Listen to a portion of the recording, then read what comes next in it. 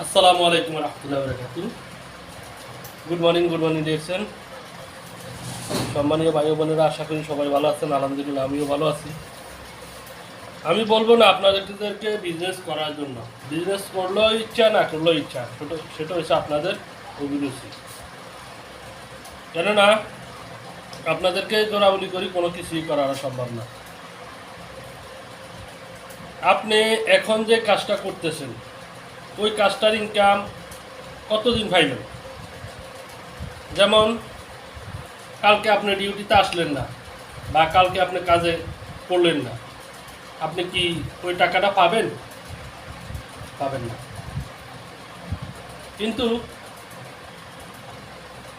এই জন্যই আপনার বর্তমান কাজের পাশাপাশি অবসর সময়ের কাজে লাগিয়ে রিএকশন বিজনেসটা চালাই যাওয়ার চেষ্টা করতে পারেন। কেননা ইচ্ছা করলে উপায় হয়। আর আপনি যদি অজুহাত দিয়ে যদি মনে করেন না এড়িয়ে যান, তাহলে যে আপনার ওই বৃদ্ধ বয়সে মনে করেন না মানে আজীবন কাজ করিয়ে যাইতে হবে। যতদিন কাজ করতে পারেন করলেন, কাজ করা শেষ, আপনি কাজ করতে পারলেন না, ওই টাইমে আপনি আপনার আত্মীয় স্বজন ছেলে মেয়ে কাছ থেকে টাকা নিয়ে চলতে হবে। তাহলে আপনার কোনটা ভালো হবে আপনি নিজে চিন্তা করে দেখেন। আপনি যদি একজনকে মানে দেওয়ার হাতটা উপরে থাকে, আল্লাহ তাআলার কথাই দেওয়ার হাতটা উপরে থাকে, নেওয়ার হাতটা নিচে থাকে। আপনি কি করতে চান? মানুষকে সহযোগিতা করতে চান না মানুষকে থেকে সহযোগিতা নিতে চান? কোনটা চাচ্ছেন আপনি?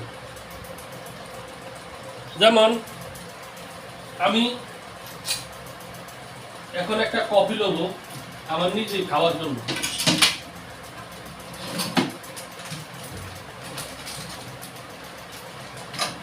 আমি যে কফিটা লইছি আমি নিজে খাওয়ার জন্য, ব্ল্যাক কফি, আমরা বলি ব্ল্যাক কফি, কিন্তু লিঞ্জি প্রেমিয়াক্স কফি, এই কফিটাতে আমার বোনাস আসে। এই কফিটার মাধ্যমে আমাদের বোনাস আসতেছে। কি বলছি বুঝছেন? এই কফিটা যেন আমি যে নিজে খাইতেছি এটার মাধ্যমে আমার বোনাস আসতেছে, হয়তো সীমিত, কিন্তু আমার পজিশন, আমার সেল,